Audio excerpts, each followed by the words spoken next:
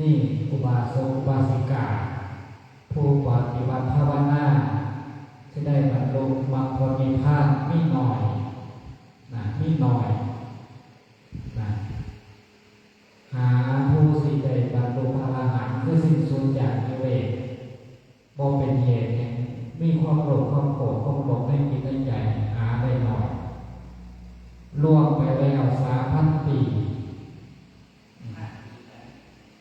อริยะได้จิตได้ใจปฏิบัติภาวนา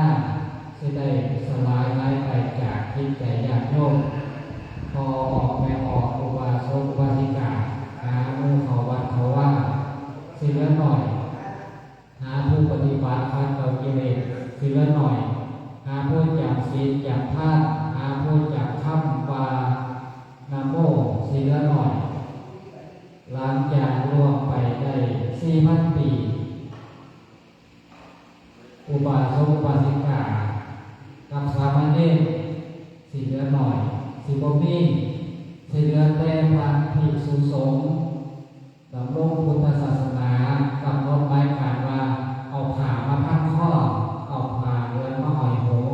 ก็สิได้รู้ว่าอันนั้นน่ะคือนักปฏิบัติอันนั้นน่ะคือผู้ดำรงพุทธศาสนาอันนั้นน่ะคือพระสงฆ์คือสิเหลือหน่อยหลังจากนั้นไป5,000 ปีบ่มีคนอยากศีลอยากทานบ่มีคนรักษาศีลกินจีบ่มีคนปฏิบัติภาวนาสวดมนต์ไหว้พระรับศีลตรงกับวันพุธเดือน6ขึ้น15 ค่ำเป็นวันวิสาขะบ่มีคนปฏิบัติภาวนาบ่มีคนรักษาวัดว่าอารามบ่มีคนสืบทอดประเพณีหาผู้มาสมาทานศีลบ่มีวันวิสาขะวันที่3เดือนปีมะเสงเดือน6พ.ศ. 5000ก่อนที่ศาสนาสิอัตตธาตุเป็นวันสิ้นสุดของพุทธศาสนาคือรวมเราไป5,000 ปีศาสนาพุทธจุดจบเพิ่นกล่าวไว้ว่าภาษาลิลิกธาตุที่อยู่จากจอมที่สถิตอยู่จากครูบาอาจารย์เอาไปบูชาไว้ทั่วที่สารทิศกันในชมพูทวีปก็ดีในประเทศไทยก็ดีในต่างถิ่นก็ดีไม่ว่าจะเป็นยอมเขาแถวเท้าเทียนถักพานาและว่างป่าตามผู้พานาในเทียนถักทั้งหลายสิเสด็จไปร่วมกันอยู่ที่ต้นศรีมหาโพธิ์ประเทศอินเดียที่พระพุทธเจ้าตรัสรู้ไว้ที่พระอริยฐานจิตไว้ว่าตั้งแต่เพิ่นละปริสังขารนิพพานไปสลายล้างไปให้จิตดวงนี้แปลสภาพเป็นร้อนแห่งกระดูกกระเดี่ยวเป็นพระธาตุเล่นออกไปสู่ทิศทั้ง4เพื่อที่ไปประกาศศาสนาให้ลูกศิษย์ลูกหาด้วยเทวะทั้งหลายนักปฏิบัติทั้งหลายไปอยู่ซ่าแล้วก็ไปกระจายกันออกไปเพราะว่าจะเป็นอินเดียก็ดีพม่าก็ดีศรีลังกาก็ดีเนปาลก็ดีประเทศไทยก็ดีที่ผู้บาอาจารย์เอาไปบูชาให้ที่ทั้ง4บวรเจดีย์จอมเขาแถวถามเทียนถามน้ำทานาว่างป่าหรือว่าเป็นว่างพญานาคเอาไปลบบูชาทั่วอยู่บนสวรรค์สันว่าโยกีเจดีย์เกศแก้วมณีก็สิได้ไปร่วมกันดูที่พระพุทธธรรมของพระพุทธองค์ทรงตรัสรู้ก็คือโลกสีมาพวกประเทศอินเดียเรื่องพุทธคยาร่วมกันเป็นแสงเป็นสีเป็นสีลุ่งคือสีเขียวเป็นสีทองคือเป็นรัศมีสีทองสีแดงสีเขียวสีเหลืองสีหมากทับทิมสีเขียวมรกตแล้วก็สีขาวทองใสเป็นสีร่วมกันเป็นค่ายลานพระพุทธองค์สูง8 ศอกรัศมีไป4 โยชน์คือมีความสว่างเราไป4 โยชน์คนทั้ง4จากที่4ทิศที่เราเห็นอยู่เป็น4 โยชน์4 โยชน์ก็คือโยชน์หนึ่งก็16 กิโล 16 กิโลโยชน์เป็นมีความยาว16 กิโล4 โยชน์แล้วก็16 คูณเข้าไปสิเป็นเมืองกับแสงพระจันทร์วันเพ็ญสว่างไสวขึ้นท้องฟ้าไป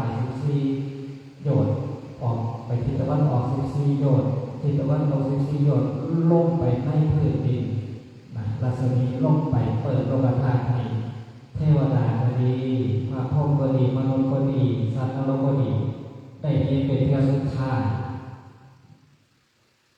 จากบ้านไปถ้วยเทพอิฐทองทั้งหลายก็ได้ส่องสาธุกาพญานาคหลับไหลเสด็จตื่นขึ้นมาฟังธรรมเจริญถ่ายก็เลยเกิดสลดใจว่าหนอผู้ขาหลับไหลมาโดดมีไปเอาทิ้งไว้ด้านแล้วที่พุทธศาสนาซึ่งได้รับสูญไปตกกับวันเพ็ญเดือน6ปีมะเสงพ่อสอหาค่ำเป็นที่ยุติการแห่งพุทธศาสนาหายสาบสูญไปอันนี้ก็คือความหมายของการเทศน์การทีนี้เทศมาไล่มือนี่ความเป็นมาเป็นไหนเป็นยังพันธุ์เทศมาไล่มือแล้วก็เทศมาไล่แสนเป็นมาจังไหนเป็นยังจังไวเทศว่าเป็นการเทศมาไล่แสนจังไหนคือว่าชื่อว่ามาไล่แสนเป็นยังจังไวปูซ่าเขาพันก่อนเป็นยังจังไวให้มาฟังเทศมหาศาลให้ครบ13กันเพื่อสิน้อมนั่งจิตใจของเราที่บ่ให้ลืมคำสอนของพระพุทธเจ้าว่า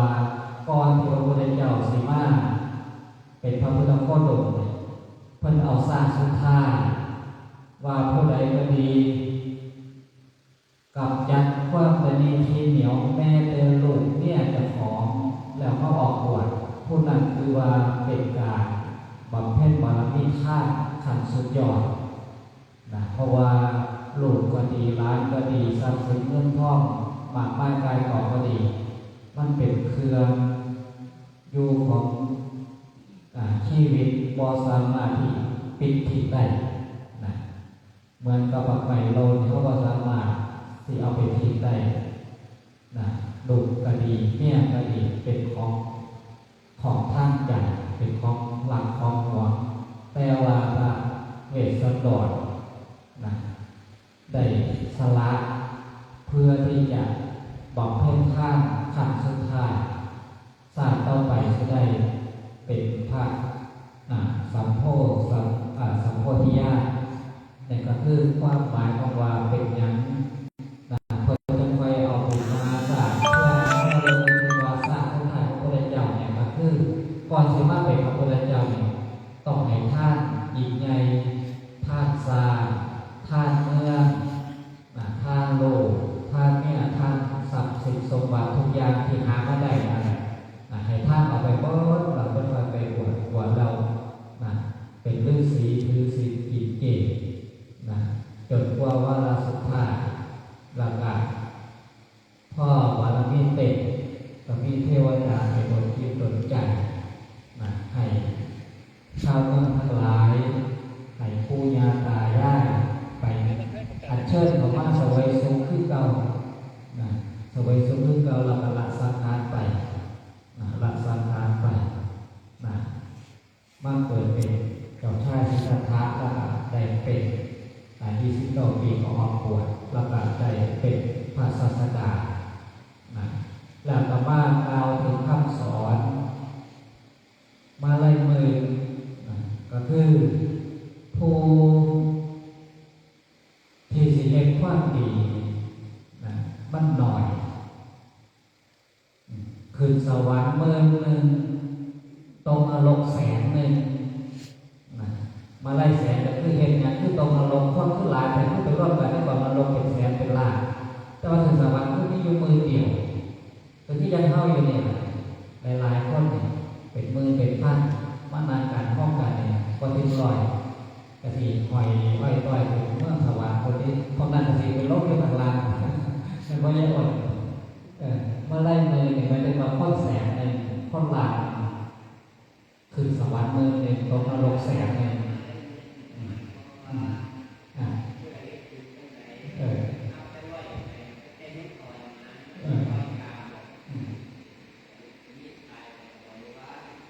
ใจไหวว่าเมื่อเลย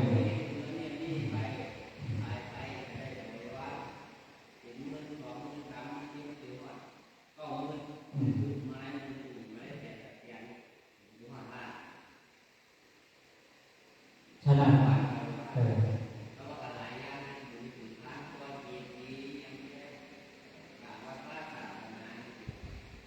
อันนั้นผู้ใดพุทธนาปอปอสาราสารสาธาสารวัดว่าอารามกุฏิวิหารเจดีย์วัดหลงสีมาโพกคันของหน้าไล่ไปตั้งแต่ให้อาหารหาแมวให้อาหารมาหาแมวให้มาจอดจากพวกนี้ที่บริวาร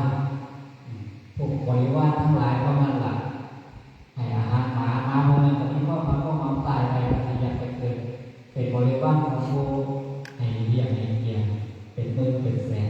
วันนี้ต้องเขาลงมาเป็นแสนวันนี้เจ้า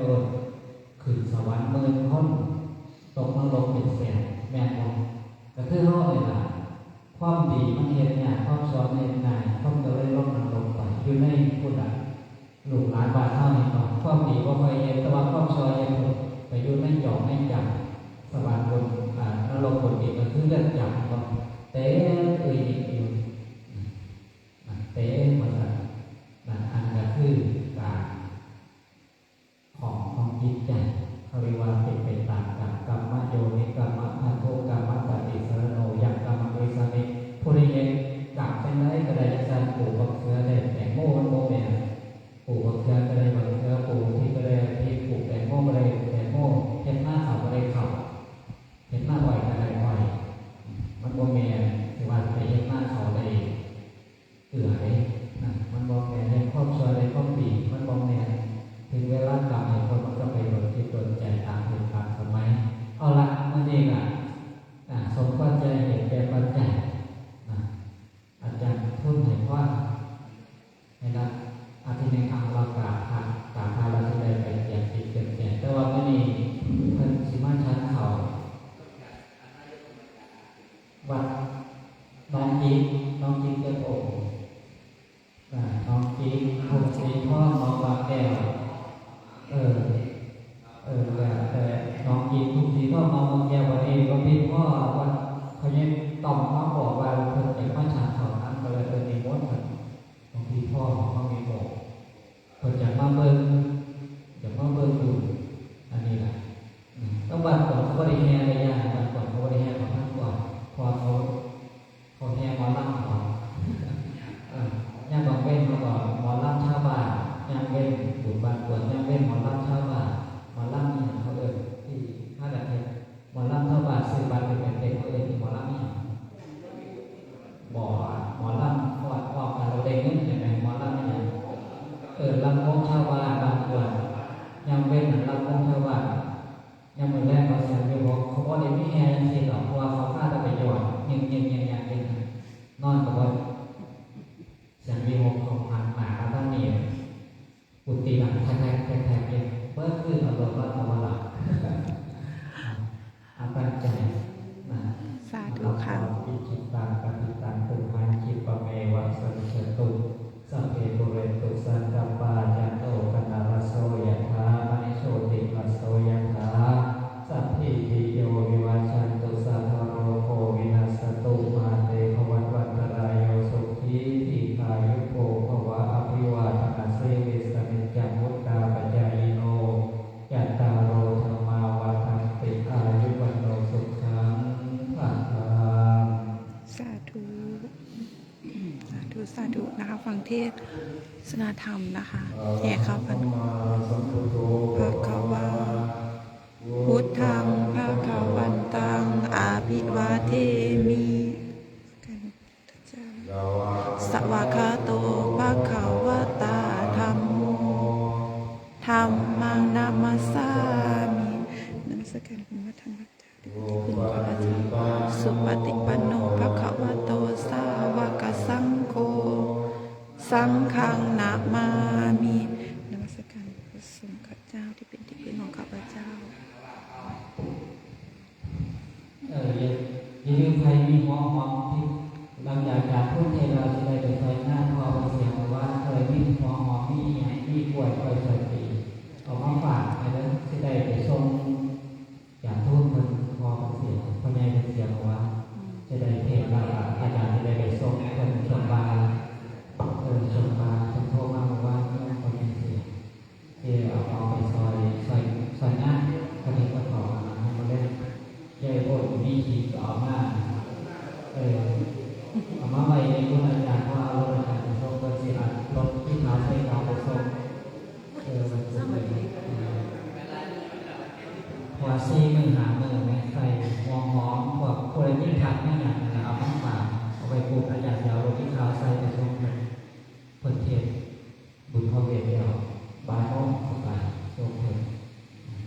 บาโน่ก็เป็นแก่ไป